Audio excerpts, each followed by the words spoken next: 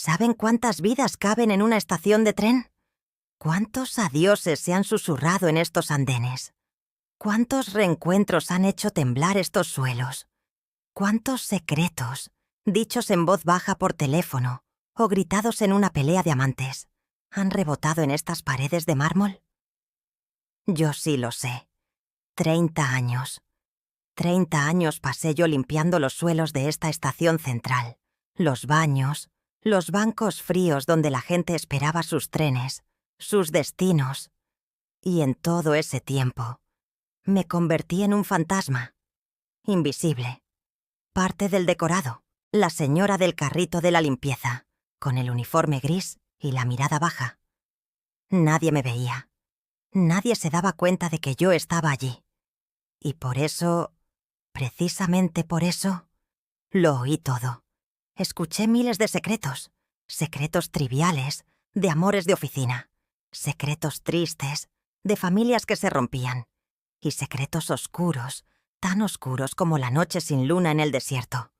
Yo era la guardiana invisible de todos ellos, pero eran secretos ajenos, no eran míos, no me importaban, más allá de la curiosidad del momento, hasta que un día, un secreto que oí por casualidad, un secreto peligroso susurrado por dos hombres de traje caro, se enredó con mi propia vida de la forma más extraña, más milagrosa.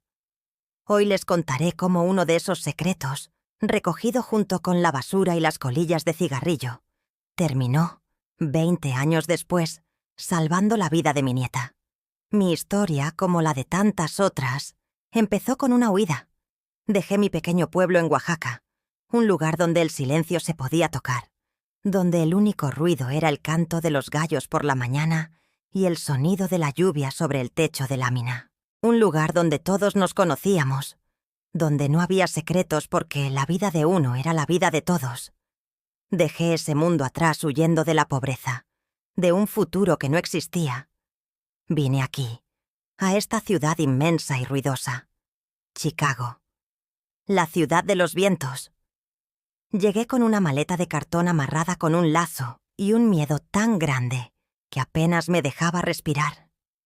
Y lo primero que me golpeó fue el ruido de la estación de trenes, Union Station, un monstruo de acero y cristal, un palacio gigante por donde corrían ríos de gente, gente que no se miraba, gente que corría, apurada, con la mirada fija en sus teléfonos o en los grandes tableros que anunciaban las salidas.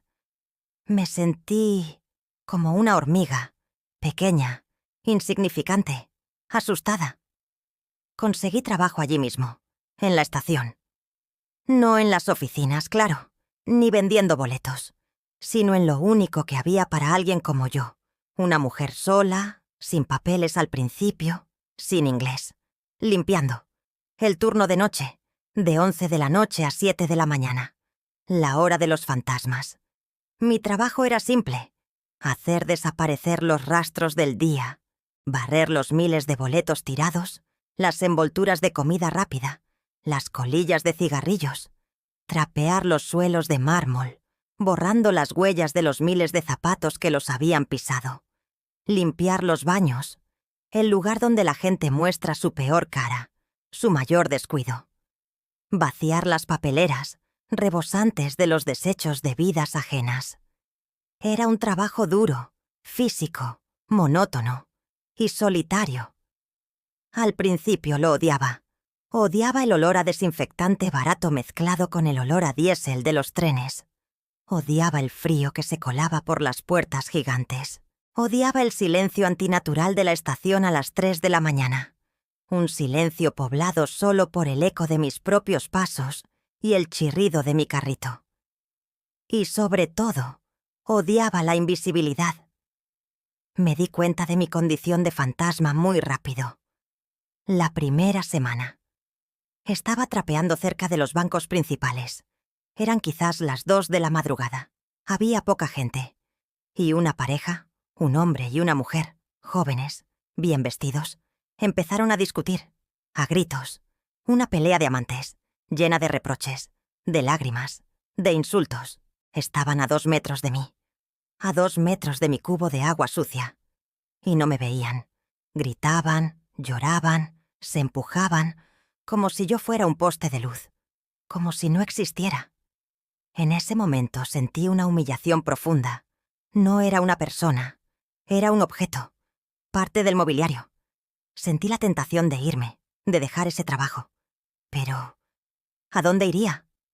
La necesidad aprieta, y poco a poco, esa humillación se fue transformando en algo más. Primero, en resignación, y luego, en una especie de poder. Si yo no existía para ellos, si era invisible, entonces podía observar, podía escuchar, sin filtros, sin máscaras. La gente, cuando cree que está sola, cuando no se siente observada, y la señora de la limpieza nunca es observada, revela su verdadero rostro. Y yo empecé a verlos, empecé a escucharlos. Al principio fue una forma de combatir la soledad. Mi vida era vacía. Del trabajo a mi pequeño cuarto alquilado en Pilsen, donde apenas conocía a nadie. Dormía de día, trabajaba de noche. Mi único contacto humano eran esas vidas ajenas que pasaban a mi lado en la estación.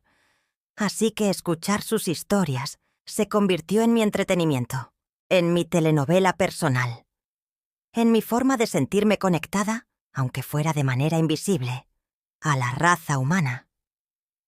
Me volví una experta. Aprendí a escuchar sin parecer que escuchaba, a barrer muy despacio cerca de un banco donde una madre le daba consejos a su hija que se iba a la universidad, a limpiar el mismo teléfono público 3 veces mientras un hombre de negocios cerraba un trato millonario en voz baja, a vaciar la papelera de al lado de una pareja que se prometía amor eterno antes de que el tren de él partiera. Aprendí a clasificar las historias. La estación era un teatro con miles de obras simultáneas. Estaban los dramas del amor. Eran los más comunes. Las despedidas en el andén. Los abrazos que no querían soltarse. Las lágrimas silenciosas. Oí promesas de «te escribiré cada día». Oí rupturas dolorosas. «No me esperes. Ya no vuelvo». Oí infidelidades confesadas por teléfono. «Sí, mi amor. El tren se retrasó». Mientras le hacían señas a otra persona que esperaba a su lado. Estaban las historias de familia, padres despidiéndose de sus hijos que se iban al ejército, la angustia en sus voces, los consejos de última hora. «Pórtate bien, mijo, escríbenos». Hijos que venían a visitar a padres viejos o que huían de ellos. Escuché a una muchacha joven, casi una niña, llamar a su casa desde un teléfono público, llorando. «Mamá, me escapé. No puedo más. Voy a... no sé dónde. Pero no me busques».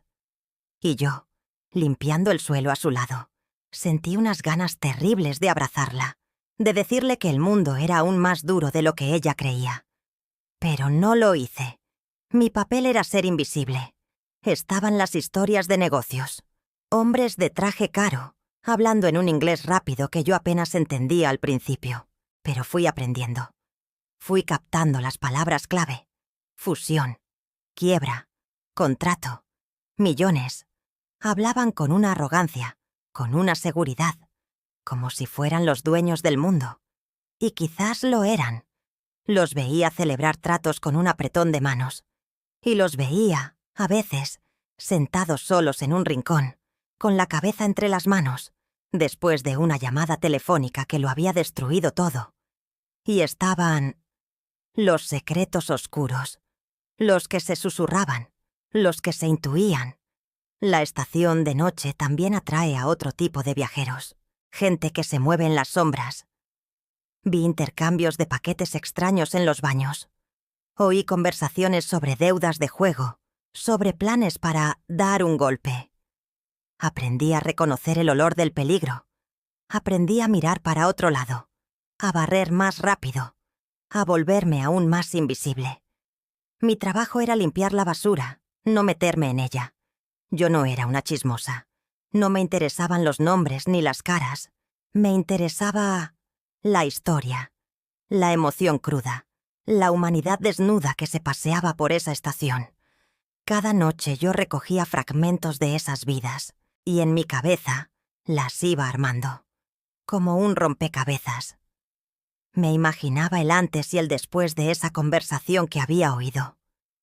¿Qué pasaría con la muchacha que se escapó de casa? ¿El soldado volvería de la guerra? ¿El hombre de negocios que lo perdió todo se recuperaría? La estación se convirtió en mi universidad. Aprendí de la vida allí más que en cualquier libro. Aprendí sobre el amor, sobre el dolor, sobre la ambición, sobre el miedo. Aprendí a leer a las personas. Aprendí a ver, más allá de la ropa cara o de los harapos, la verdad que se esconde en los ojos. Y aprendí a callar. Ese fue mi mayor aprendizaje. Callar, verlo todo, oírlo todo, y no decir nada, convertirme en una tumba de secretos. Los años pasaron, 30 años. Mi vida siguió igual, o casi. Logré traer a mi hija de Oaxaca. Creció, se casó, me dio una nieta. Clara, la luz de mis ojos, mi razón para seguir levantándome cada mañana, para seguir enfrentándome al frío de la madrugada y al olor a desinfectante. Mateo, mi esposo, nunca pudo venir. Murió allá, en el pueblo, de una enfermedad del campo. Mi hija creció sin él. Y yo me convertí en una abuela trabajadora. Mi vida era mi hija, mi nieta, y mi trabajo secreto de coleccionista de historias en la estación. Yo era feliz, a mi manera. Una felicidad tranquila, resignada. Había encontrado mi lugar en el mundo, el lugar de la observadora silenciosa. Me sentía útil, a mi manera, manteniendo limpio el escenario por donde transitaban las vidas de los demás. Nunca pensé que una de esas historias, uno de esos miles de secretos que flotaban en el aire de la estación, fuera a cruzarse con mi propia vida. Para mí, eran mundos separados. El mundo de ellos, el de los viajeros, y mi mundo, el de la limpiadora. Yo era el público. Ellos eran los actores. Yo no estaba en el guión. Pero la vida tiene un sentido del humor muy extraño. Un sentido del drama que ni el mejor escritor de telenovelas podría imaginar. Yo había estado escuchando esas historias durante 30 años. Historias de millones de dólares, de corazones rotos, de crímenes y traiciones. Y ninguna me había tocado. Eran solo ruido. El ruido de fondo de mi trabajo. Hasta que llegó el día. Un día que empezó como cualquier otro. Una noche de trabajo, más bien. Fría. Un martes. Recuerdo que era un martes. Yo estaba limpiando los bancos cerca de los teléfonos públicos. Una de mis zonas favoritas. Siempre había buenas historias allí. Vi a 2 hombres, bien vestidos, trajes caros, zapatos brillantes. No eran los viajeros habituales. Parecían nerviosos. Miraban a todos lados. Uno era mayor, corpulento, con un anillo de oro grande en el dedo meñique. El otro era más joven, delgado, con cara de rata. Hablaban en voz baja, pero intensa, con ese siseo de la gente que comparte un secreto peligroso. Yo me acerqué, con mi carrito, despacio. «Perdón, señor, permiso». Pasé el trapeador húmedo cerca de sus zapatos caros. Ellos ni me miraron. Siguieron hablando, como si yo fuera sorda, o un mueble más. Y entonces oí las palabras. Palabras que al principio no entendí del todo. Palabras en inglés. Diamantes, contrabando, entrega, autobús de las 11, parada en Cancaquí, el hombre del sombrero rojo. Me heló la sangre. ¿Diamantes? ¿Contrabando? Esto era diferente. Esto era peligroso. De verdad. Aceleré el paso. Me alejé de ellos lo más rápido que pude, sin correr. Mi corazón latía con fuerza. Sentí la tentación de avisar a alguien, a un guardia de seguridad. Pero, ¿decir qué? ¿Que había oído a 2 hombres hablar de diamantes? Se reirían de mí. Me tomarían por loca. O peor, me meterían en un lío. No, no era mi asunto. Mi trabajo era limpiar. Mi trabajo era ser invisible. Así que seguí limpiando. Intenté borrar la conversación de mi mente. Era solo más ruido, más basura. Otra historia más para mi colección secreta. Una historia un poco más oscura. Eso es todo. Terminé mi turno. Volví a casa. A mi apartamento. A mi vida real. A mi hija. A mi nieta Clara. En ese entonces, Clara tenía unos 6 años. Era una niña. Era una estrella. Llena de vida. De risa. Pero estaba enferma. Una enfermedad rara del corazón, me habían dicho los médicos. Una enfermedad que la debilitaba. Que hacía que sus labios se pusieran azules cuando corría demasiado. Que la ahogaba por las noches. Los médicos del hospital público nos habían dicho que no había mucho que hacer, que necesitaba una operación muy complicada, muy cara, en una clínica especial. Una operación que costaba, no sé, una cifra con tantos ceros que yo ni siquiera podía imaginarla. Una cifra imposible. Yo rezaba cada noche. Le pedía a la Virgen de Guadalupe un milagro, que salvara a mi niña, que nos diera una esperanza. Pero los milagros no suelen ocurrir en los barrios pobres de Chicago. Pasaron unas semanas. La salud de Clara empeoraba. Los médicos nos dijeron que el tiempo se acababa, que si no conseguíamos el dinero para la operación pronto, la perderíamos. Yo estaba desesperada. Mi hija estaba desesperada. No sabíamos qué hacer. Rezaba, lloraba, limpiaba los suelos de la estación con lágrimas de rabia y de impotencia. Y entonces volví a verlos. A los 2 hombres de los diamantes. Estaban en el mismo lugar, cerca de los teléfonos públicos. Pero esta vez no susurraban. Estaban gritando. Bueno, el hombre corpulento, el del anillo, gritaba. Estaba lívido, rojo de furia. «¡Desaparecieron!», gritaba, sin importarle quién lo oyera. «Todo, se llevaron todo. El maldito hombre del sombrero rojo. En Kankakee. Los diamantes, el dinero, todo. Y ahora vienen a por nosotros. Nos van a matar». El hombre más joven, el cara de rata, intentaba calmarlo. «Cállate, idiota. Cállate, que te van a oír». Pero el hombre corpulento estaba fuera de sí. Parecía un loco. «Me da igual. Estamos muertos, muertos». Yo estaba allí, a unos metros, barriendo el mismo suelo, invisible. Y mi mente empezó a trabajar a una velocidad de vértigo. Desaparecieron. Kankakee, el hombre del sombrero rojo, diamantes, la historia que había oído semanas atrás, la que había descartado como basura. De repente, cobraba sentido. Había habido un trato de contrabando, y había salido mal.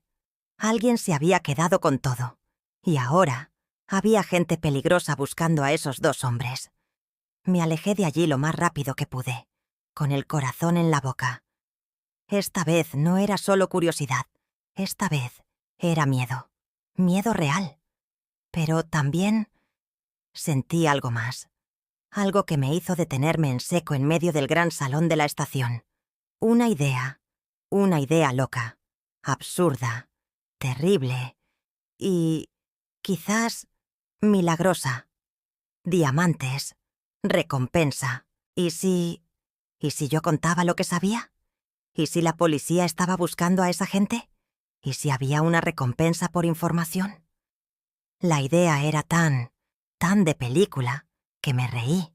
Yo, Rosa, la limpiadora, la fantasma, resolviendo un caso de contrabando de diamantes. Era ridículo.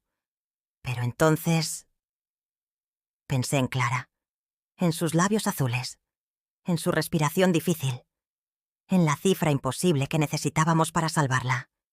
Y el ridículo dejó de parecerme tan ridículo. El secreto que yo había recogido de la basura, ¿podía ser el milagro que le había estado pidiendo a la Virgen? ¿Podía la basura de unos salvar la vida de mi nieta? La tentación el dilema, empezó a nacer en mi corazón. Y esa noche, por primera vez en 30 años, mi invisibilidad dejó de ser una maldición y empezó a parecer un arma, una idea loca, absurda, terrible y milagrosa. Salí de la estación esa mañana, después de oír gritar a ese hombre, con esas palabras zumbando en mi cabeza.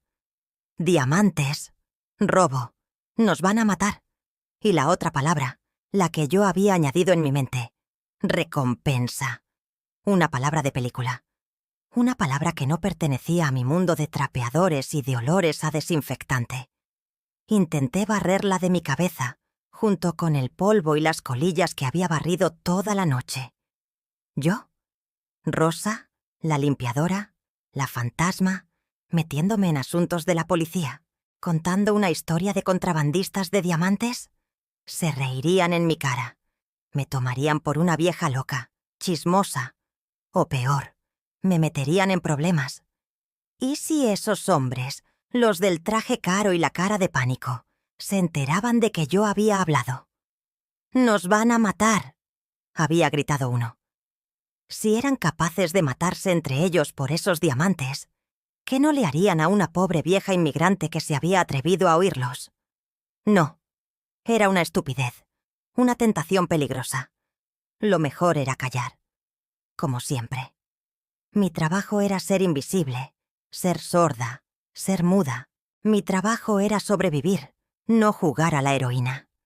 Mi único deber era seguir trabajando, seguir mandando mis pocos dólares a casa de mi hija para las medicinas de Clara, aunque supiera que no era suficiente. Llegué a mi apartamento en Pilsen. El sol gris de Chicago apenas lograba entrar por la ventana de la cocina. El apartamento olía a enfermedad, un olor dulce y agrio al mismo tiempo. El olor de los jarabes para la tos, de las sábanas sudadas, del miedo.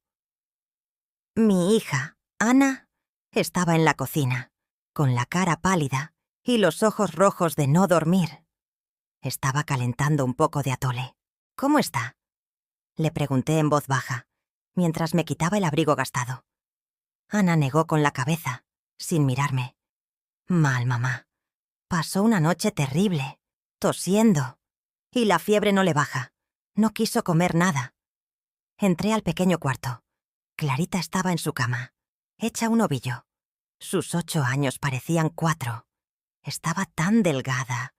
Su piel tenía una transparencia cerosa, y sus labios tenían ese tinte azulado que me partía el alma en dos. Respiraba con dificultad. Un silbido débil salía de su pecho. Abrí los ojos un momento cuando sentí mi mano en su frente. Ardía. «Hola, abue», susurró con una voz que apenas se oía. «Hola, mi cielo», le dije tragándome el nudo que tenía en la garganta. «Te traje un chocolatito que sobró en la estación». Una mentira. Lo había comprado con mis últimos centavos. Ella intentó sonreír, pero el esfuerzo la hizo toser. Una tos seca, dolorosa, que pareció sacudir su cuerpo frágil hasta romperlo. Ana entró con el atole. «Tómate un poquito, mi amor, para que te dé fuerzas». Clara negó con la cabeza. «No tengo hambre, mami». Nos quedamos las dos, Ana y yo, de pie, mirando a la niña, sintiendo esa impotencia que es peor que cualquier dolor físico. La impotencia de ver sufrir a quien amas y no poder hacer nada. Absolutamente nada. El dinero. Todo se reducía a eso, a esa cifra imposible que nos había dado el médico del hospital grande. $200,000. $200,000 por una operación, por una válvula nueva para su corazón enfermo. ¿De dónde, Dios mío? ¿De dónde íbamos a sacar esa montaña de dinero? Ni aunque limpiara todos los suelos de Chicago durante 100 años. «Mañana tenemos cita de nuevo en el hospital del condado», dijo Ana, en voz baja, mientras volvíamos a la cocina. «Pero ya sabes lo que nos van a decir, que esperemos, que no hay nada más que puedan hacer aquí, que solo la operación...». Sí, lo sabía. La lista de espera. los cuidados paliativos, palabras bonitas para decir, déjenla morir en paz. Y el dinero, continué yo, mi propia voz temblorosa. No hay ninguna organización, ninguna iglesia. Ana suspiró, un suspiro que sonó a derrota. He ido a todas partes, mamá, a caridades católicas, a la fundación esa del corazón. Llené papeles, formularios. Me miran con lástima. Me dicen que somos un caso difícil, que no somos ciudadanas, que no hay fondos para un caso tan caro, que lo sienten mucho. Me senté a la mesa, y la imagen de los dos hombres en la estación volvió, con una fuerza brutal. Diamantes, robo, nos van a matar. Y la otra palabra, recompensa. ¿Qué pecado era más grande, Dios mío? ¿Dejar morir a un ángel por falta de dinero? ¿O meterme en algo sucio, peligroso, que quizás, solo quizás podría salvarla? Mamá, ¿estás bien? Te pusiste pálida, dijo Ana preocupada. Sí, mija, es solo el cansancio. Mentí. Duérmete un rato, anda. Yo me quedo con Clara. Tú tienes que trabajar más tarde. Ella asintió, agotada. Se fue a su cuarto. Y yo me quedé sola en la cocina, con el café frío en la taza. Y el dilema comiéndome por dentro. ¿Ir a la policía? ¿Yo? Una inmigrante, con 30 años en este país, pero todavía con el miedo metido en el cuerpo. Las autoridades. Para nosotras, esa palabra nunca significaba ayuda. Significaba problemas. Significaba la migra. Significaba interrogatorios. Significaba que te miraran con desconfianza. ¿Y qué les iba a decir? Oí a dos hombres hablando de diamantes. Se reirían. ¿Y dónde están las pruebas, señora? ¿Los vio usted? ¿Sabe sus nombres? No sabía nada. Solo fragmentos de una conversación. Palabras sueltas, cancaquí, un sombrero rojo y el miedo a los hombres. Esos hombres no eran ladrones comunes. Hablaban de matar. Si yo hablaba, si la policía empezaban a investigar y ellos se enteraban de que una limpiadora los había delatado, ¿qué me harían? ¿Qué le harían a mi hija? A mi nieta. ¿Estaba dispuesta a arriesgar su seguridad por una posibilidad remota de conseguir dinero? No. Era una locura. Una absoluta locura. Tenía que olvidarlo, barrerlo de mi mente, como barría la basura de la estación. Esa noche volví al trabajo, con el corazón pesado, con la imagen de Clara, sus labios azules, sus ojitos cansados, grabada en mi retina. La estación... De repente me pareció un lugar diferente. Ya no era mi teatro de historias humanas. Ahora parecía un nido de serpientes. Un lugar peligroso. Cada hombre de traje que veía me hacía sobresaltar. ¿Sería uno de ellos? ¿Sería un socio? Me sentía observada. Mi invisibilidad, mi refugio durante 30 años, de repente se sentía frágil. Como si mi secreto, el simple hecho de saber lo que sabía, me hubiera puesto un foco encima. Trabajé con la cabeza gacha, más callada que nunca, intentando no oír nada, no ver nada. Solo quería terminar mi turno, volver a la relativa seguridad de mi apartamento. Pero la estación no me dejaba en paz. Era como si, una vez que había abierto esa puerta, ya no pudiera cerrarla. Los secretos oscuros, que antes yo esquivaba, ahora parecían buscarme. Estaba limpiando cerca de las taquillas de Amtrak y oí una conversación. Dos guardias de seguridad. Hablaban en voz baja. ¿Oíste lo de Kankakee? Mi corazón dio un brinco. Kankakee. La palabra que había oído. Me detuve. Fingí que estaba limpiando una mancha difícil en el suelo, muy cerca de ellos. ¿Lo del tren? Dijo el otro guardia. Sí, qué lío. Dicen que pararon el tren de las 11, el que venía de San Luis, que buscaban algo. O a alguien. Un tipo con un sombrero rojo. Un sombrero rojo. Era verdad. No lo había imaginado. No era una locura. La historia era real. La policía ya estaba involucrada. Sentí una oleada de... no sé qué. ¿Miedo? ¿Validación? ¿Excitación? El secreto ya no era solo mío. Era un secreto de verdad, un secreto que la policía estaba investigando. Y si estaban investigando, entonces, ¿habría una recompensa? La idea volvió, más fuerte, más tangible. Ya no era una fantasía de película, era una posibilidad real.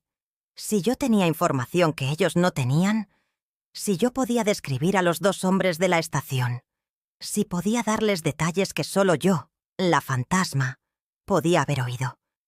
Pero el miedo volvió también, más fuerte. Si la policía ya estaba involucrada, era aún más peligroso. Esto era grande. Esto no era un juego. Terminé mi turno. Volví a casa. Y pasé los siguientes días en una agonía de indecisión.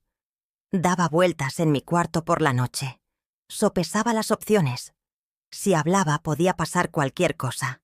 Podían no creerme. Podían meterme en problemas por ser indocumentada. Aunque ya tenía mis papeles, mi residencia, el miedo a la migra nunca se te quita del todo. O peor, los contrabandistas, o quien fuera, podían tomar represalias contra mi familia. Si callaba, me mantenía a salvo. Invisible, pero Clara moriría. Moriría lentamente, ahogándose en su propia debilidad, mientras yo guardaba un secreto que quizás, solo quizás, podría haberla salvado. ¿Qué pecado era más grande? ¿El de la acción peligrosa o el de la inacción cobarde? Pensé en mi madre en Oaxaca, en su sabiduría simple. Haz lo correcto, Rosa, me decía siempre. Aunque te cueste, haz lo que te deje dormir con la conciencia tranquila. ¿Pero qué era lo correcto aquí? ¿Proteger mi seguridad? ¿O arriesgarlo todo por la vida de mi nieta? Fui a la iglesia. Encendí una vela a la Virgen de Guadalupe. Le rogué que me diera una señal, que me iluminara. Salí de la iglesia y el cielo seguía igual de gris. La Virgen callaba. La señal llegó. Pero no fue de la Virgen, fue del hospital. Fue un viernes. Ana me llamó al trabajo, a la oficina del supervisor de limpieza de la estación, algo que nunca hacía. Su voz era un hilo, rota por el pánico. «Mamá, mamá, tienes que venir. Es Clarita. No puede respirar. La ambulancia ya viene en camino». Sentí que el suelo desaparecía bajo mis pies. Dejé todo. El carrito, el trapeador. Salí corriendo de la estación, con el uniforme puesto. Corrí como nunca había corrido en mi vida. Tomé un taxi, gastando el dinero que no tenía. Llegué al hospital del condado al mismo tiempo que la ambulancia. Vi cómo bajaban a mi niña, tan pequeña en esa camilla tan grande, con una máscara de oxígeno en su carita azul. Corrimos detrás de los médicos, por los pasillos blancos que olían a muerte y a desinfectante. Nos hicieron esperar fuera de la sala de emergencias. Fueron las horas más largas de mi vida. Rezaba con todas las fuerzas de mi alma. Le prometía a Dios cualquier cosa. Mi vida, mi alma, todo, a cambio de la vida de Clara. Finalmente salió el doctor, un hombre joven, con cara de cansancio y de pena. Nos miró, y supe la respuesta antes de que hablara. «Hicimos todo lo que pudimos», dijo, en ese tono bajo y ensayado de las malas noticias. «Logramos estabilizarla, por ahora. Pero su corazón está fallando, señora. Ya no aguanta más. La hemos puesto en un respirador, pero es cuestión de días, quizás horas». «La operación», susurró Ana, agarrándose a mi brazo. «¿Y la operación?», el doctor suspiró. «La operación es su única oportunidad, pero como les dije, aquí no podemos hacerla. Y el costo...». «El dinero no importa», grité, con una fuerza que no sabía que tenía. «Haremos lo que sea. Limpiaremos suelos. Pediremos limosna. Dígame dónde. ¿Dónde pueden salvarla?». Él me miró con lástima. «Hay una clínica privada en Minnesota, la Clínica Mayo. Son los mejores del mundo en esto. Pero El costo... Señora, estamos hablando de cientos de miles de dólares y necesitarían un donante compatible. ¿Y el tiempo? Días, dijo usted. Lo interrumpí. ¿Cuántos días? Si tenemos suerte, 1 semana. Quizás 2, no más. 1 semana. $200.000. Un milagro. Salimos de esa habitación de hospital. Ana se derrumbó en un llanto silencioso, sin esperanza. Yo sentí que el hielo de la desesperación se rompía y daba paso a una furia fría, una determinación de acero. Ya no había dilema, ya no había miedo, ya no había dudas morales. El universo me había dado la respuesta. Clara se estaba muriendo. Y yo tenía un secreto que quizás valía una fortuna. Un secreto que el destino, o la Virgen, o el diablo, había puesto en mis oídos de fantasma, y lo iba a usar. Me importaba un bledo si era peligroso. Me importaba un bledo si era sucio. Más sucia era la injusticia de dejar morir a una niña por falta de dinero. Miré a mi hija, que lloraba desconsolada. Le sequé las lágrimas. «Escúchame, Ana», le dije con una voz firme que ella nunca me había oído. «Vas a volver a casa. Vas a empacar una maleta para ti y para Clara, con ropa de abrigo. Nos vamos a ir de viaje, a un lugar frío, a Minnesota». Ella me miró, confundida. «¿Qué? Mamá, ¿de qué hablas? ¿Te has vuelto loca? ¿Con qué dinero?» «Tú confía en mí», le dije. Yo sé cómo conseguirlo. Tengo algo ahorrado. Una mentira, claro, pero una mentira necesaria. Tú prepara las maletas y reza. Reza para que nos den 1 semana. Yo tengo que hacer algo. Tengo que ir a un lugar. ¿A dónde, mamá? A la estación, le dije. Tengo que ir a la estación, pero no a limpiar. Tengo que recoger algo que se me quedó. Me despedí de ella. Le di un beso en la frente a Clara, que dormía bajo el respirador, y salí del hospital. No volví a casa. Caminé. Caminé por las calles de Chicago, con el uniforme sucio puesto. Caminé hasta que vi un teléfono público. Entré. Descolgué el auricular y marqué el número que siempre nos habían dicho que nunca marcáramos. El número que daba más miedo que el diablo. El 909. Temblaba, sí, pero no de miedo, de rabia, de determinación. Contestó una operadora. «¿911? ¿Cuál es su emergencia?» Respiré hondo, y la voz que salió de mi boca no era la de Rosa, la limpiadora invisible. Era la voz de una abuela dispuesta a todo. «No es una emergencia», dije, en mi inglés entrecortado pero firme. «Es información. Información sobre un robo de diamantes, sobre un tren a Kankakee, sobre un hombre con un sombrero rojo y sobre 2 hombres que están muy, muy asustados. Y quiero hablar con alguien que me tome en serio, porque sé dónde encontrarlos». Colgué y esperé. Sabía que rastrearían la llamada, sabía que vendrían, y sabía que mi vida de fantasma, acababa de terminar, y que la verdadera batalla apenas comenzaba. Colgué el teléfono y me quedé allí, en la cabina telefónica, temblando. El auricular olía a metal frío y a sudor ajeno. ¿Qué había hecho? Dios mío, ¿qué acababa de hacer? Había llamado a la policía.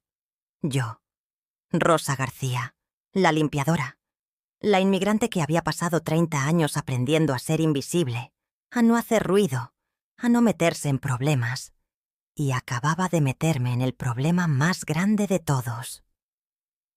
Por un momento, el pánico fue tan fuerte que quise salir corriendo, huir, volver al hospital, abrazar a mi hija y esperar el final inevitable de Clarita, aceptar nuestro destino, morir de pena, pero morir seguras.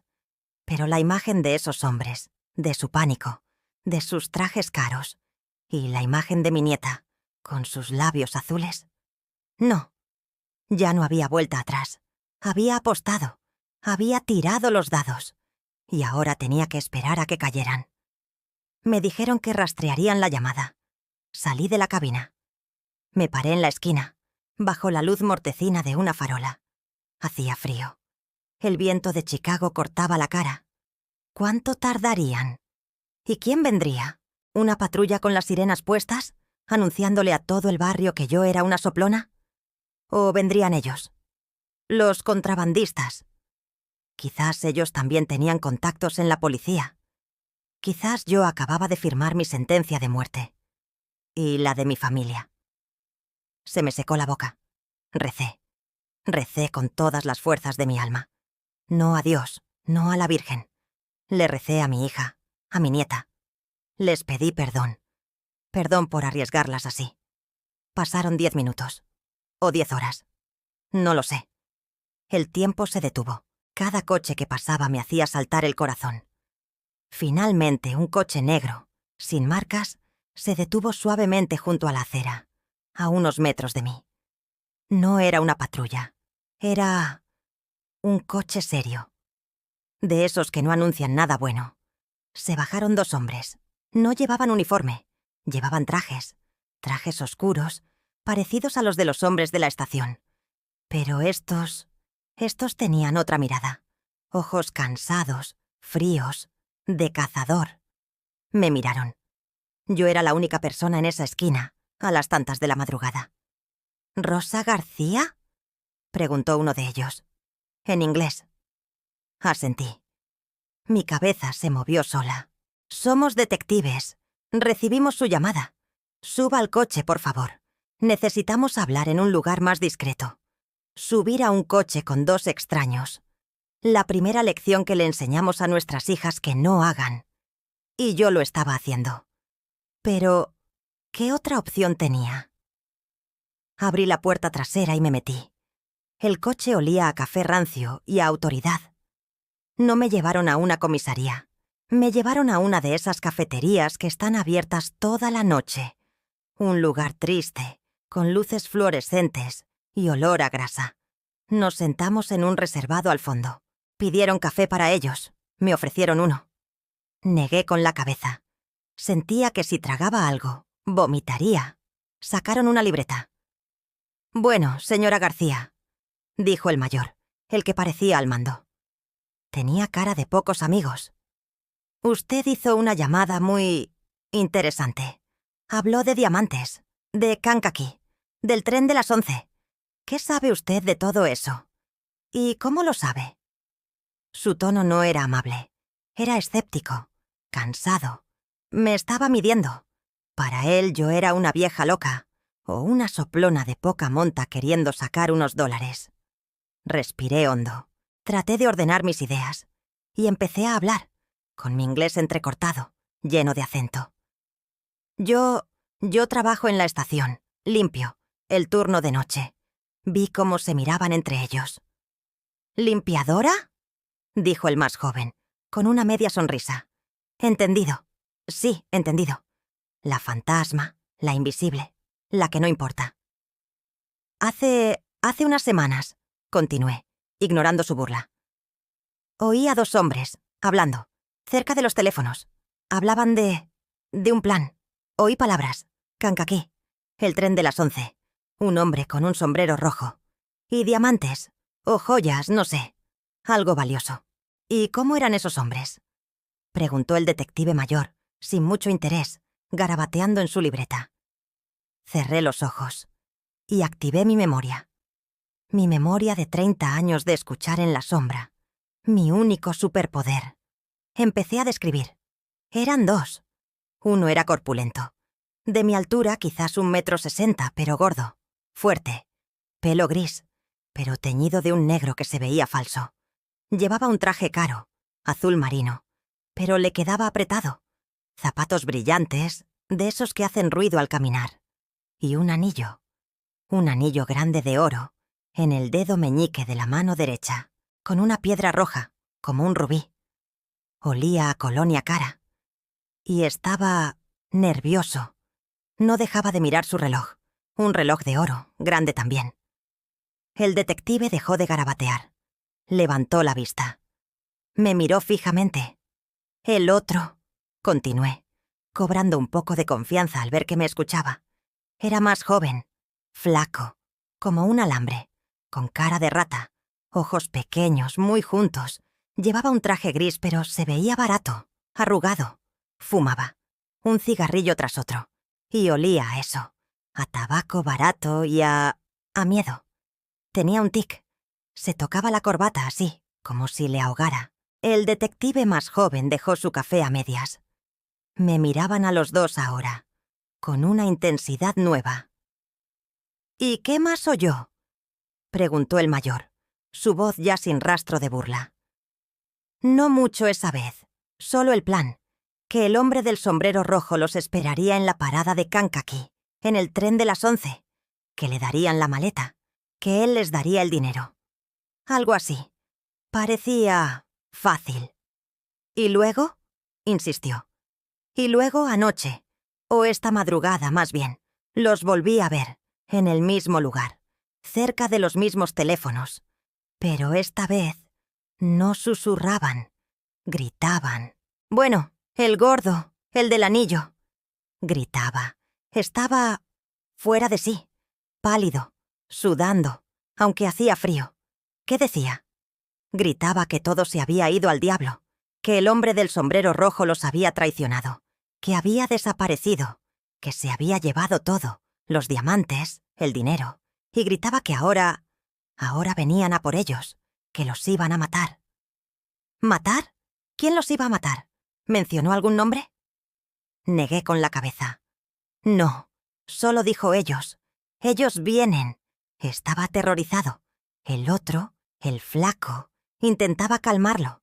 Le decía que se callara, que los iban a oír. Y yo me fui de allí. Tenía miedo. Los dos detectives se quedaron en silencio por un largo rato, mirándose el uno al otro. Era esa mirada que yo conocía bien, la de los hombres que comparten un secreto, una información. Yo había visto esa misma mirada 1000 veces en la estación. Finalmente, el mayor se volvió hacia mí. «Señora García», dijo, y su voz era seria, respetuosa, por primera vez.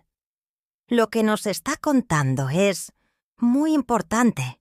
Encaja con un caso en el que estamos trabajando. Un caso muy grande. Un robo de joyas robadas en Europa. Un contrabando. Un asesinato.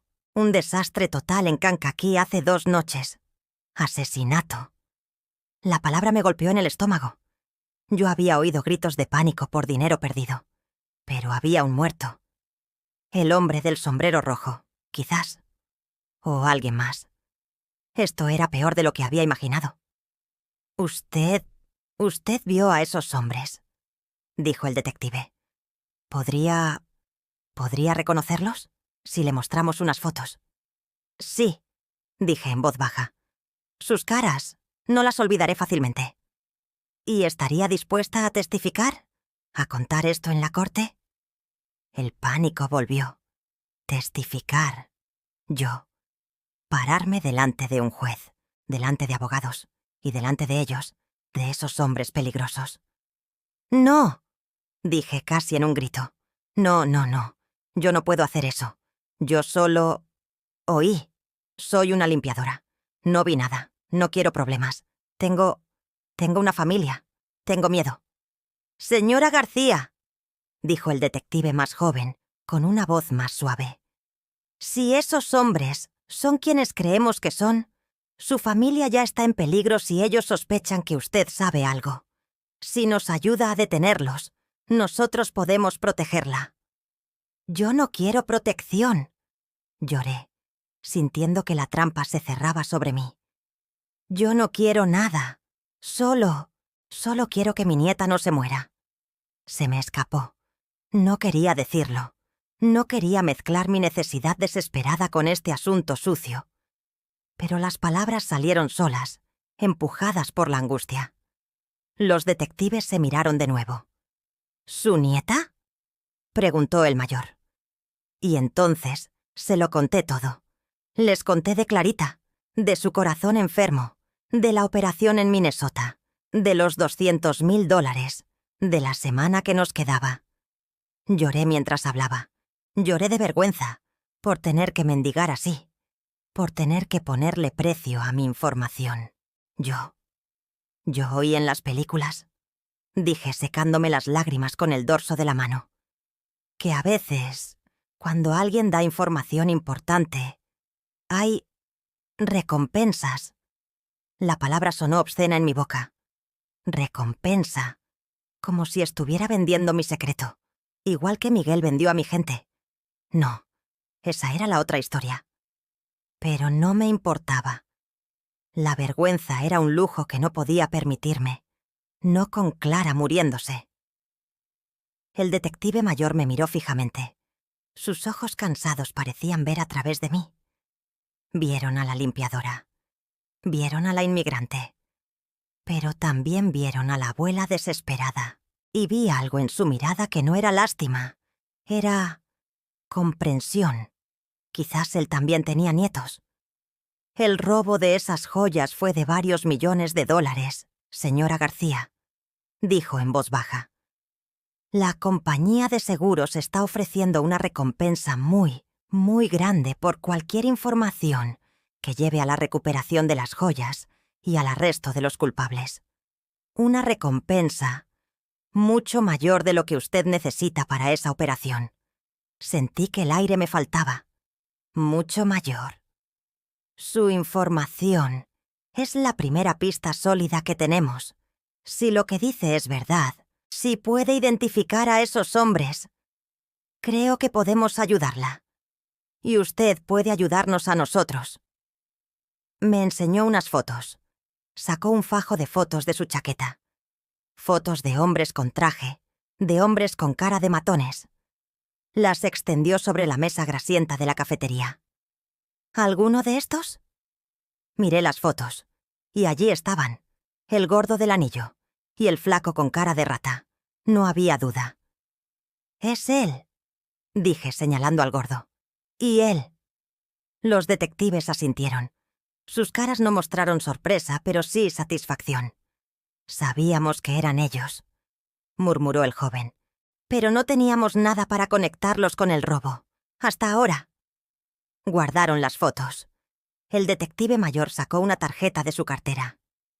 «Este es mi número directo. No se mueva de su casa. No hable con nadie sobre esto. Absolutamente con nadie. Ni con su hija. ¿Entendido? Nosotros nos encargaremos y nos pondremos en contacto con usted sobre la recompensa y sobre su nieta». Asentí, muda. Me dieron un café para llevar y me llevaron de vuelta a mi barrio. Me dejaron en una esquina, no delante de mi casa. «Espere nuestra llamada, doña Rosa», me dijo el mayor, y por primera vez usó el doña. «Ha sido usted muy valiente». Volví a mi apartamento. El sol estaba saliendo. Ana dormía agotada en el sofá. Entré en el cuarto de Clara. Seguía respirando con dificultad, su pechito subiendo y bajando con esfuerzo. Me senté a su lado y empecé a esperar. Fueron los días más largos de mi vida, más largos que los 30 años de limpiar la estación. Cada vez que sonaba el teléfono, mi corazón saltaba. Pero eran llamadas equivocadas, o mi hija preguntando si había novedades.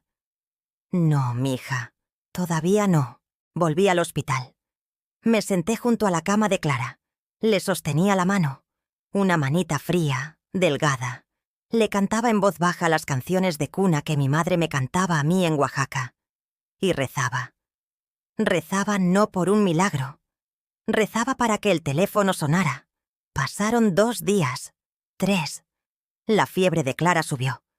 Los médicos nos miraban con esa cara de pena que yo ya conocía tan bien. Empezaron a hablar de medidas de confort, de dejarla ir en paz. Y yo sentía que la rabia me ahogaba. «¡No!», les gritaba por dentro. «Esperen, ya viene la ayuda. Tiene que venir». Al 4.º día, Ana y yo estábamos en la cafetería del hospital, bebiendo un café horrible, sin hablarnos, hundidas en nuestra propia miseria. Y sonó mi teléfono. Ese teléfono viejo, de prepago, que yo solo usaba para emergencias. Vi el número en la pantalla. No lo reconocí, pero sentí algo. «Hola», dije, mi voz temblando. «Señora García, soy el detective O'Malley, el de la otra noche». Me levanté de la silla de un salto. Ana me miró, asustada. «Los tenemos, doña Rosa», dijo el detective. Su voz sonaba cansada, pero satisfecha. «Los atrapamos anoche, cuando intentaban huir de la ciudad. El gordo, el flaco y 2 más. Cantaron como pajaritos. Nos dijeron dónde estaban los diamantes. Recuperamos casi todo». «Qué bueno, detective», dije sintiendo que las piernas me fallaban. «Y tengo más noticias para usted», dijo. «Hablé con la compañía de seguros esta mañana. Les conté su historia, sin dar su nombre, claro. Les conté lo de su nieta. Están muy agradecidos. La recompensa es suya. $250.000. 250.000. La cifra flotó en el aire. La cifra imposible. «Y hemos hecho otra llamada», continuó el detective. «A la Clínica Mayo, en Minnesota. Les hemos explicado la situación. Tienen una cama esperándola. Un especialista la verá mañana mismo. El dinero de la recompensa se transferirá directamente a ellos». Colgué el teléfono. Creo que se me cayó de la mano. Miré a mi hija Ana, que me miraba con los ojos desorbitados, sin entender nada, y me eché a llorar. Un llanto que no era de tristeza, no era de miedo, no era de culpa. Era un llanto de vida, de pura e increíble vida. «¿Qué pasa, mamá? ¿Qué pasa?», gritaba Ana sacudiéndome. La miré y me reí y lloré al mismo tiempo, como una loca. «Prepara las maletas de verdad, mija», le dije, abrazándola con todas mis fuerzas. «Prepara la ropa de invierno. Nos vamos a Minnesota. Nos vamos a salvar a nuestra niña». Yo fui un fantasma en esa estación durante 30 años. Nadie me vio. Nadie me oyó. Era invisible. Pero mis oídos, esos oídos que solo servían para recoger los secretos sucios de los demás, la basura de sus vidas. Esos oídos se convirtieron en el mapa de un tesoro que no eran diamantes. Era la vida de mi nieta. ¿Cuántas veces dejamos pasar los pequeños detalles? ¿Cuántas veces subestimamos lo que una persona invisible puede ver, puede oír? Comenta, honro mis raíces. Dime, ¿de qué país o estado cargas la historia de tu familia? ¿Has subestimado alguna vez la sabiduría o la observación de alguien que parecía invisible a tus ojos? Y por favor, dale like y comparte, para que más historias nos recuerden que a veces los mayores milagros, las mayores recompensas, están escondidas en los lugares más humildes, y que los héroes más grandes son los que nadie ve. Esa misma tarde, estábamos en un avión, mi primer viaje en avión, volando hacia la nieve de Minnesota, con Clarita dormida en mis brazos, conectada a un tanque de oxígeno portátil. Y yo miraba por la ventana. Veía las nubes debajo de nosotros. Y pensaba en lo extraña que es la vida. En cómo un secreto oído en un banco sucio, en medio de la noche, podía convertirse en la llave que abría las puertas del cielo. Mi trabajo sucio, mi vida de sombra, había servido para algo. Había servido para lo único que importaba. La abuela invisible había salvado a su nieta. El avión. Yo nunca me había subido a un avión. A mis 70 años. Había pasado mi vida entera en la tierra, barriendo los suelos que otros pisaban. Y de repente, estaba allí, sentada en una silla cómoda que se reclinaba, volando por encima de las nubes, como un pájaro. Era como un sueño extraño, agridulce. A mi lado, mi hija Ana, con la cara pálida como la cera, apretando mi mano con una fuerza que me cortaba la circulación. Y en la camilla especial que nos consiguieron, mi Clarita, mi nieta, durmiendo, con el oxígeno y los tubos. Parecía un angelito roto. Yo la miraba, y el corazón se me hacía un puño. ¿Estábamos haciendo lo correcto? Arrastrarla así, en su estado tan frágil, en un viaje tan largo, hacia una esperanza tan de película. El detective O'Malley, el hombre de los ojos cansados, lo había arreglado todo, con una eficiencia que daba miedo. Un coche negro nos recogió en el hospital del condado, nos llevó al aeropuerto. No hicimos cola, no pasamos por donde pasa toda la gente. Nos llevaron por una puerta trasera. Unos hombres serios nos ayudaron a subir al avión. Éramos testigos protegidos, dijo el detective. ¡Qué palabra tan rara! Testigo. Yo no era una testigo. Yo era una abuela.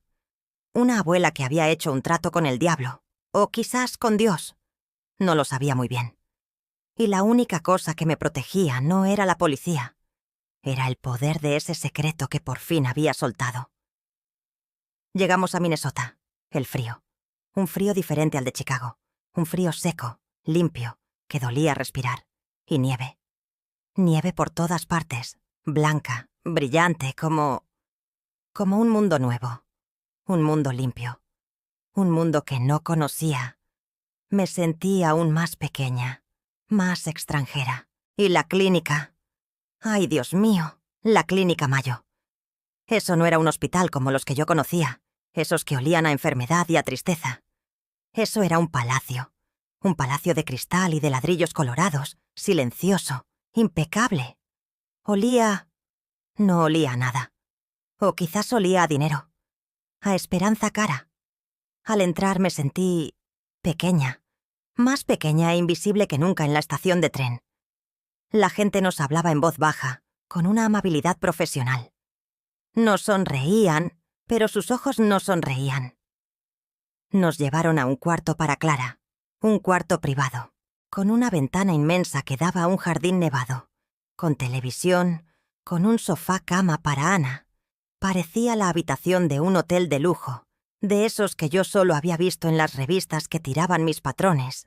Y todo esto lo estaba pagando el secreto que yo había oído mientras barría el suelo. La ironía era casi cómica, si no fuera tan trágica. Al día siguiente fue la operación. Ese día fue el más largo de mi vida. Más largo que los 30 años de limpiar la estación. Se la llevaron muy temprano. Unos médicos con batas verdes, con máscaras que les cubrían la cara, vinieron a buscarla.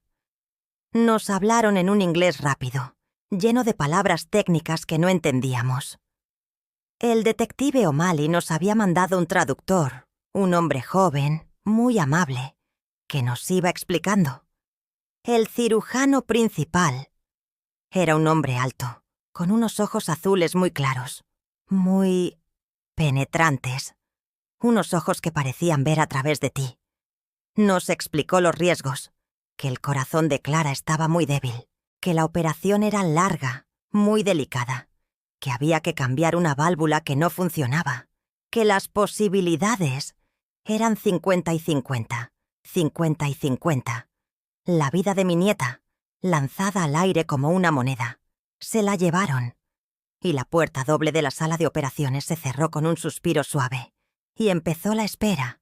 Ana y yo nos quedamos en la sala de espera. Una sala lujosa, sí, con sillones cómodos, alfombras gruesas, música suave. Pero para mí era una cámara de tortura. Las horas no pasaban. El reloj de la pared. Sus manecillas parecían estar clavadas, burlándose de nosotras. 1 hora, 2 horas. El traductor se quedó con nosotros un rato, pero luego tenía otras cosas que hacer. Nos quedamos solas, Ana y yo, en silencio. Mi Ana es una mujer fuerte. Ha aguantado mucho en esta vida. Perder a su padre tan joven, luchar para criar a su hija sola, con un trabajo miserable. Pero la vi romperse ese día. La vi hacerse pequeña en el sillón. Lloraba en silencio, sin hacer ruido, solo las lágrimas rodando por sus mejillas pálidas. Se mordía los nudillos para no gritar. Mamá, me susurraba, cada vez que el silencio se hacía demasiado pesado. ¿Hicimos bien? ¿Traerla hasta aquí? ¿Someterla a esto? ¿Y si no despierta? ¿Y si me la devuelven peor? Yo no sabía qué decirle. ¿Qué palabras hay para consolar un miedo así? Solo podía tomar su mano, una mano fría, temblorosa. «Ten fe, mija», le decía. «Ten fe. Clarita es fuerte. Va a salir bien». Pero, ¿fe en qué? ¿Fe en Dios? El Dios que la había dejado enfermar. El Dios que me había hecho invisible durante 30 años. El Dios que me había puesto en esa encrucijada terrible. ¿O fe en el dinero? Porque esa era la verdad que me quemaba por dentro.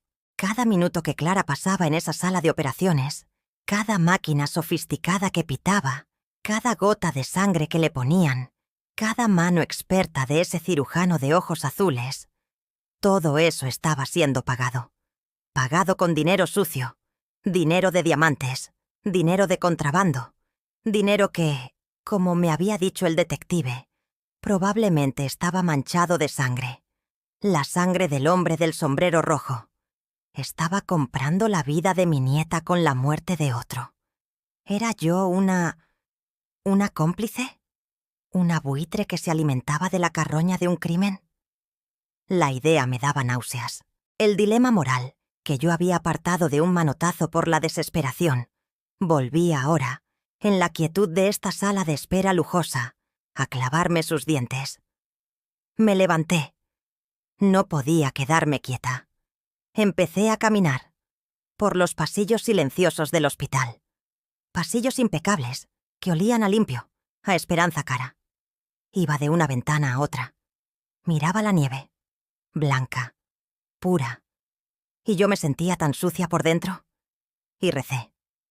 Recé como nunca había rezado en mi vida. No el rezo humilde, de pedir limosnas a la Virgen. No. Fue un rezo de negociación, un regateo, una conversación directa con Dios. «Escúchame, Diosito», le decía en mi cabeza, mientras caminaba por esos pasillos estériles. «Tú sabes quién soy. Soy Rosa, la limpiadora, la fantasma, la que nunca te ha pedido nada. He aguantado todo lo que me has mandado. La pobreza, la soledad, la invisibilidad. He callado, he trabajado, no me he quejado. Pero ahora te hablo de frente. Esto no es por mí, es por ella, por Clarita.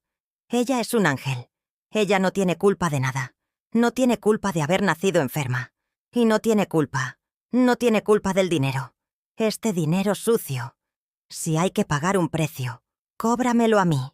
Llévate mi alma si quieres. Mándame al infierno por haberme metido en esto. Pero a ella no. A ella déjala. Déjala vivir. Te lo suplico. Te lo exijo casi. Sálvala. Y yo te prometo que nunca más te volveré a pedir nada. Así pasé las horas, caminando y negociando con Dios, regateando con el destino. 3 horas, 4 horas. El sol de la mañana dio paso a la luz pálida del mediodía. Volví a la sala de espera. Ana se había acurrucado en el sillón, vencida por el agotamiento. Parecía una niña perdida. 5 horas, 6 horas. El cirujano había dicho que serían unas 8 horas. 8 horas para decidir la vida o la muerte de mi nieta. Cada minuto era un martillazo en el pecho. Empecé a recordar, con una claridad alucinante, la conversación de los 2 hombres. El anillo rojo del gordo, el tic del flaco, sus voces, su pánico. ¿Dónde estarían ahora? El detective O'Malley me había dicho que no me preocupara por ellos, que estaban en la cárcel, que mi información había sido la clave, que habían desmantelado una red entera que traía diamantes de sangre desde África, usando inmigrantes como mulas, que mi testimonio, el de la limpiadora invisible, era la pieza central del caso. Yo, una heroína. ¡Qué risa! Yo no me sentía una heroína. Me sentía sucia, cómplice. Había usado el mal para hacer el bien. ¿O el fin justificaba los medios? Mi cabeza, que nunca había leído libros de filosofía, no sabía qué pensar. Solo sabía que mi nieta estaba al otro lado de esa puerta. y que su vida dependía de ese dinero manchado. 7 horas, 7 horas y media. El silencio en la sala era total. Ana se había despertado. Ya no lloraba.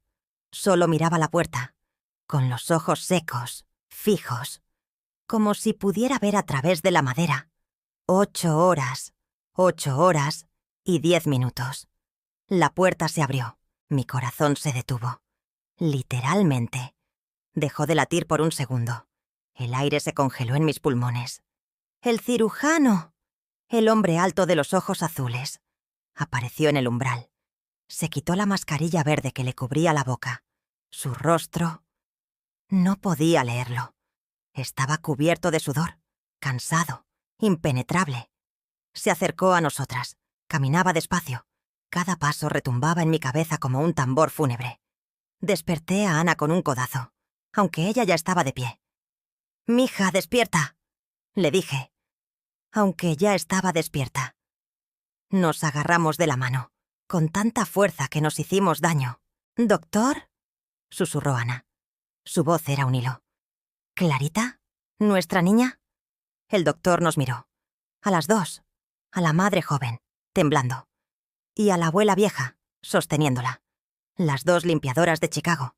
Las dos invisibles, perdidas en ese palacio de la medicina. Y entonces, muy, muy lentamente, sonrió.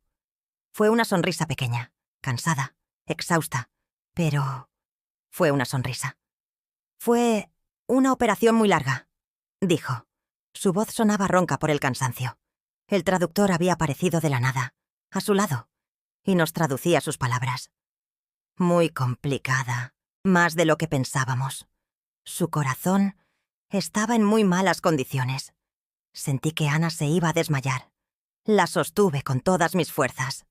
«No», pensé. «No nos diga eso». «Pero», continuó el doctor, y esa palabra, «pero», fue la más hermosa que he oído en mi vida. «Pero la válvula nueva está en su lugar. Las conexiones están hechas. La operación fue un éxito. Clara es una luchadora increíble. Es una niña muy fuerte». Ana soltó un gemido, una mezcla de llanto y de risa. «Está estable», dijo el doctor. «Está en la unidad de cuidados intensivos, dormida. Pero está fuera de peligro. Está viva y va a vivir. No oí nada más. Va a vivir, va a vivir, va a vivir». Las palabras rebotaban en mi cabeza, como música celestial. Ana se derrumbó en mis brazos, llorando, gritando, «Gracias, Dios mío, gracias», besándome la cara, el pelo. ¿Y yo? Yo no podía llorar. Solo temblaba, de pies a cabeza, un temblor que me sacudía entera, y me reía. Una risa tonta, de vieja loca, que no podía controlar. «Gracias, doctor, gracias. Que Dios me lo bendiga, doctor. Gracias». El doctor, el hombre de los ojos azules, nos puso una mano en el hombro a cada una. «Hicimos nuestro trabajo, señoras», dijo con su sonrisa cansada. «Pero la que hizo el milagro fue ella. Esa niña tiene unas ganas de vivir, increíbles». Esa noche nos dejaron verla, solo unos minutos, a través de un cristal. Estaba en una cama grande, que parecía inmensa para su cuerpecito, rodeada de máquinas que hacían ruidos suaves, de tubos que entraban y salían de ella. Estaba pálida, sí, hinchada por la operación, pero estaba respirando. Respiraba tranquila, profundamente, y sus labios... Me acerqué al cristal, tanto que lo empañé con mi aliento. Sus labios, por primera vez en años, estaban rosados. Rosados, no azules. Ese color, ese simple color rosado en los labios de mi nieta, fue el color más hermoso que he visto en mi vida. Fue el color de la vida, el color del milagro, el color del dinero de los diamantes, el color del secreto que yo había guardado. Nos quedamos en Minnesota 2 semanas más. 2 semanas que fueron como un sueño, viviendo en un hotelito cerca de la clínica, un hotel que también pagaba la recompensa. Veíamos a Clara mejorar cada día, a una velocidad que asombraba a los médicos. Primero le quitaron el respirador, luego los tubos del pecho. Luego la pasaron a un cuarto normal, el cuarto con la ventana al jardín nevado. Y un día, una semana después de la operación, abrió los ojos y nos vio, a Ana y a mí, y sonrió. Una sonrisa débil, sí, pero era su sonrisa. «Hola, mami. Hola, abue», susurró. Ana se deshizo en llanto. Yo tuve que salir un momento al pasillo, porque sentí que el corazón, mi viejo corazón de 70 años, no iba a aguantar tanta felicidad. El detective O'Malley me llamó un par de veces durante esas semanas, para saber cómo seguía Clarita. Le conté las buenas noticias. Se alegró de verdad. Lo sentí en su voz. «Me alegro mucho, doña Rosa», me dijo. «Se lo merecen». Me dijo que el dinero de la recompensa ya estaba en una cuenta segura, a nombre de Ana. $250,000. Una cifra que yo no podía ni imaginar. Dijo que los hombres que yo había identificado estaban en la cárcel y que gracias a mi testimonio detallado, el que di antes de irme, se quedarían allí por mucho, mucho tiempo, que habían desmantelado una red internacional, que yo había hecho un gran servicio. «Ha sido usted muy valiente, doña Rosa», me dijo. Colgué el teléfono. ¿Valiente yo? La mujer que había pasado 30 años temblando de miedo cada vez que veía a un policía. La mujer que había callado por cobardía. No, yo no era valiente. Solo era una abuela. Una abuela que había estado en el lugar correcto, en el momento correcto, con los oídos abiertos, y que había estado dispuesta a hacer un pacto con quien fuera, con Dios o con el diablo, para salvar a su nieta. A veces, por la noche, en esa habitación de hotel en Minnesota, mientras Ana y Clara dormían por fin en paz, yo me quedaba despierta y pensaba en la estación, en los 30 años de invisibilidad, en los miles de secretos que había oído y que había dejado pasar, como el agua sucia de mi trapeador. Secretos de amores, de odios, de pequeñas trampas. Y en ese único secreto, esa única conversación oída al azar, que había cambiado nuestras vidas para siempre. Y me di cuenta de algo. Me di cuenta de que mi invisibilidad, esa que yo había maldecido durante tantos años, esa que me hacía sentir menos que nada, había sido en realidad mi armadura, mi poder secreto, que por ser un fantasma, por ser nadie, por ser la mujer a la que nadie mira, había podido estar allí, en ese momento. Había podido oír lo que no debía oír. Y al final, había podido usarlo. Usarlo para el bien, mi bien, el bien de mi Clarita. ¿Fue Dios? ¿Fue la Virgen de Guadalupe, a la que tanto le recé? ¿O fue simplemente la vida? La vida que es tan extraña, tan retorcida, que te quita todo, y que luego, cuando menos te lo esperas, te lo devuelve todo, usando el camino más improbable, usando la basura de unos para convertirla en el tesoro de otros, usando el secreto sucio de unos contrabandistas para pagar la operación a corazón abierto de una niña inocente. No lo sé, y creo que nunca lo sabré.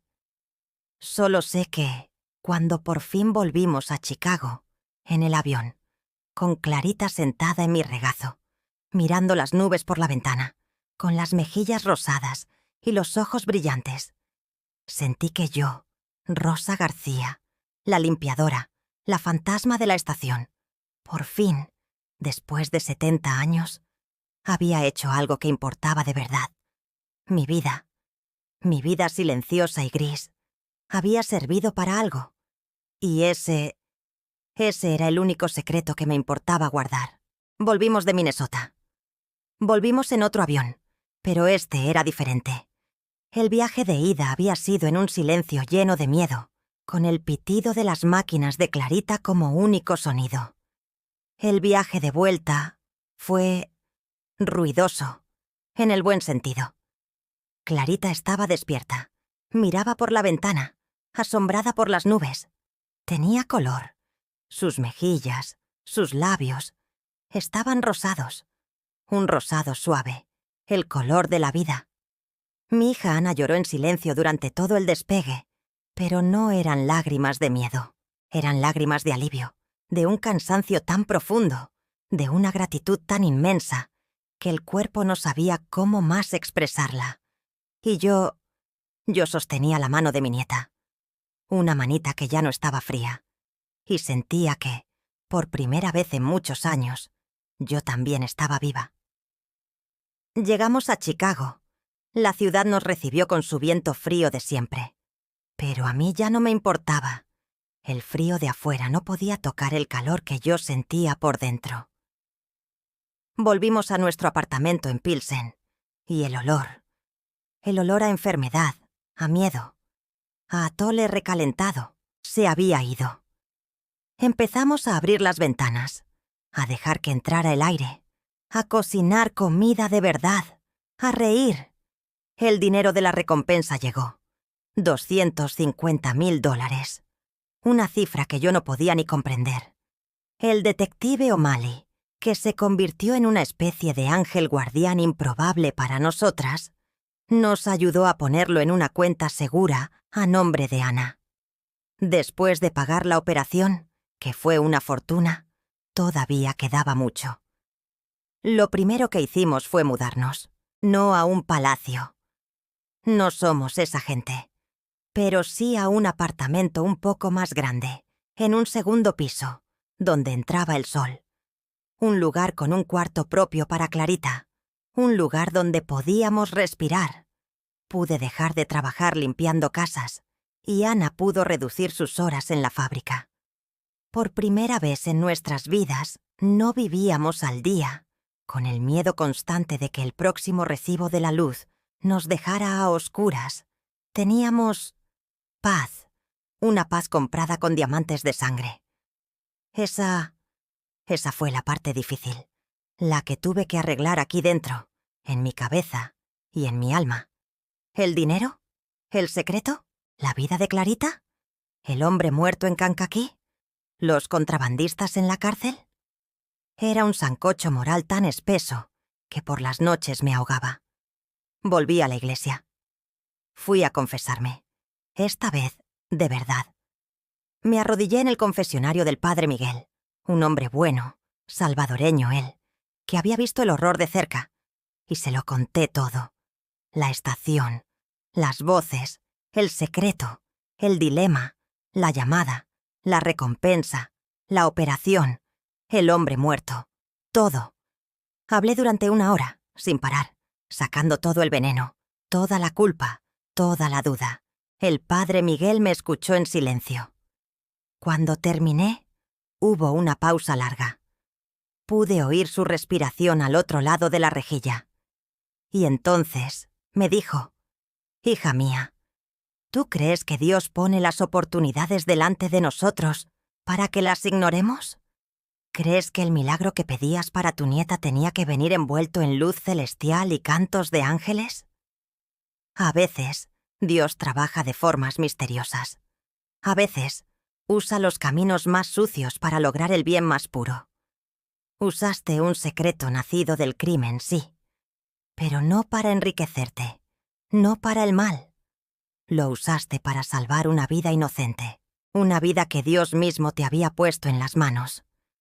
No te voy a dar penitencia por lo que hiciste, Rosa.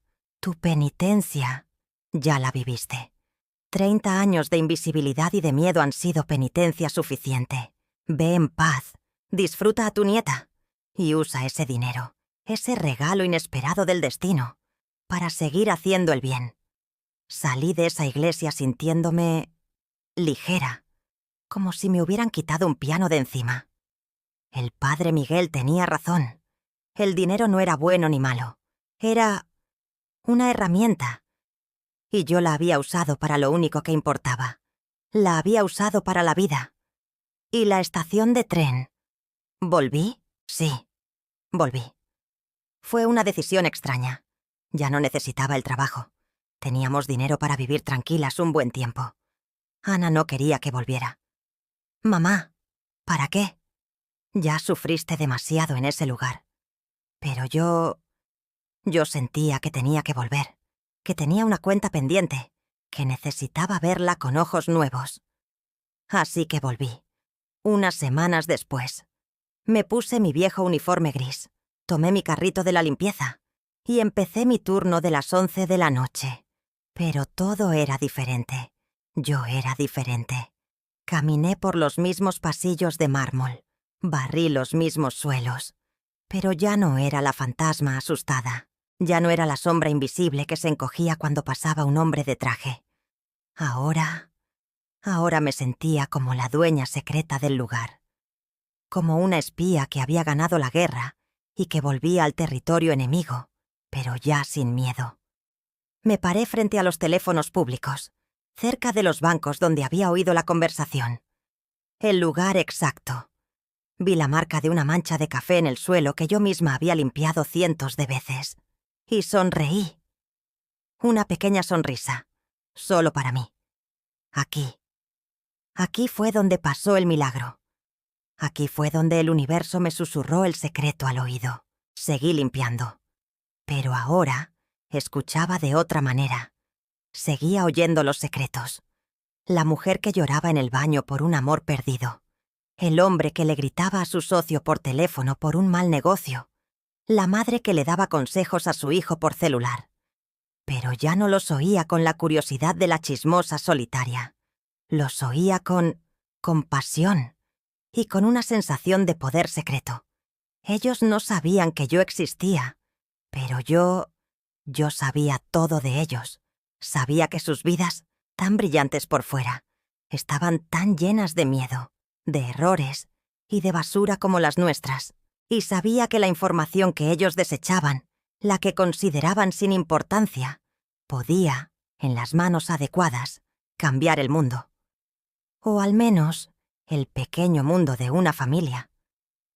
Me sentí poderosa, no con el poder del dinero, como el de ellos, sino con el poder de la observación, el poder de la invisibilidad. Me di cuenta de que ser un fantasma durante 30 años no había sido una maldición. Había sido mi entrenamiento, mi universidad. Había aprendido a leer el alma humana en sus desechos, en sus susurros, en sus momentos de descuido. Trabajé allí un mes más. Solo un mes. Hasta que sentí que el círculo estaba completo. Que había vuelto a mi territorio, no como una víctima, sino como la dueña de la historia. Y entonces, un día, al amanecer, le entregué mi uniforme a mi supervisor. Le dije que me retiraba, que mi nieta me necesitaba. Él apenas me miró. Como quiera, Rosa, que le vaya bien. Para él, yo seguía siendo invisible. Y eso me hizo reír por dentro.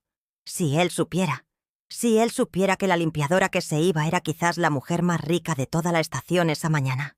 Rica en secretos, rica en milagros. Mi vida después de eso se volvió tranquila, pero no vacía. Vi crecer a Clarita. La vi ir a la escuela, correr en el parque, pelearse con sus amigas. Vi sus mejillas sonrosadas. Oí su risa fuerte. Cada día de su vida era un regalo. Un regalo pagado con diamantes de sangre. Pero un regalo al fin. Y ella sabe la historia. Ana y yo decidimos contársela cuando fue lo suficientemente mayor para entender. Le contamos del secreto de la estación, de la llamada a la policía, de la recompensa milagrosa. Queríamos que supiera que su vida era especial, que había costado mucho, que no debía desperdiciarla. Al principio creo que no lo entendió del todo. Para ella, sonaba a cuento de hadas, a película. Pero a medida que crecía, la historia fue echando raíces en ella. Y la hizo diferente. La hizo observadora, como yo. A veces, cuando volvemos de la calle, me mira con esos ojos brillantes y me dice: ¿Oíste lo que dijo la señora del autobús, abue? Estaba peleando con su novio por dinero. Y nos reímos las dos. Tiene mi don. O mi maldición. El don de escuchar. Dice que quiere ser doctora. No cualquier doctora. Quiere ser cirujana de corazón, como el hombre de los ojos azules que la salvó en Minnesota. Dice que quiere devolver el milagro, que quiere usar sus manos para reparar otros corazones rotos. Y cuando la oigo hablar así, con esa fuerza, con esa claridad de propósito, sé que todo valió la pena. El miedo, el secreto, el dilema moral, todo. El dinero sucio se lavó, se purificó y se convirtió en la promesa de una nueva vida, de una sanadora. El ciclo se completó de la forma más hermosa. La vida es una estación de tren. Es la gran lección que aprendí en mis 30 años de barrer sus suelos fríos. Todos somos viajeros. Llegamos, nos vamos. Corremos de un andén a otro, apurados por llegar a nuestro destino. Creemos que somos importantes. Creemos que nuestra historia es la única que cuenta. Y en nuestra prisa, tiramos cosas. Tiramos papeles. Tiramos palabras. Tiramos secretos. Los tiramos a la basura, sin pensar. Y en medio de todo ese ruido, de todo ese movimiento frenético, estamos nosotros, los invisibles, los que limpiamos el suelo que pisan, los que recogemos la basura que dejan, los que lustramos los zapatos que corren, los que servimos el café que beben sin saborear, los que nadie mira, los que nadie saluda, los fantasmas de la estación. Pero precisamente por eso, porque nadie nos ve, lo vemos todo. Precisamente porque nadie nos oye, lo oímos todo. Somos los guardianes de las historias que nadie quiere contar. Somos los testigos silenciosos de la verdad que se esconde detrás de las apariencias. Oímos el miedo detrás de la arrogancia del ejecutivo. Vemos la lágrima solitaria de la mujer elegante. Sabemos quién engaña a quién. Sabemos dónde están enterrados los secretos. Nunca subestimen el poder de la observación. Nunca crean que son invisibles, por humilde que sea su trabajo, por silenciosa que sea su vida. Porque a veces, los que pasan desapercibidos, los que caminan por las sombras, son los que ven y oyen las verdades más grandes, las más importantes. Y a veces, esos pequeños secretos, esos fragmentos de vida ajena que recogemos junto con la basura, pueden ser un milagro esperando a suceder. Pueden ser el mapa de un tesoro que quizás no es de diamantes ni de oro, sino algo mucho más valioso, la oportunidad de hacer justicia, la oportunidad de ayudar a alguien, la oportunidad de salvar una vida. Así que, la próxima vez que estén en una estación, en un aeropuerto, en una oficina, y vean a esa mujer, a ese hombre, con el uniforme gris, empujando un carrito de limpieza, no miren a través de ellos, véanlos, mírenlos a los ojos, denles las gracias, porque quizás, solo quizás, esa persona invisible que barre sus pies es la única que realmente sabe lo que está pasando. Es la única que guarda el secreto que puede cambiarlo todo. Son los verdaderos guardianes, los testigos silenciosos de la sinfonía caótica y maravillosa de la vida. Y sus historias, se lo aseguro yo, valen más que todos los diamantes del mundo.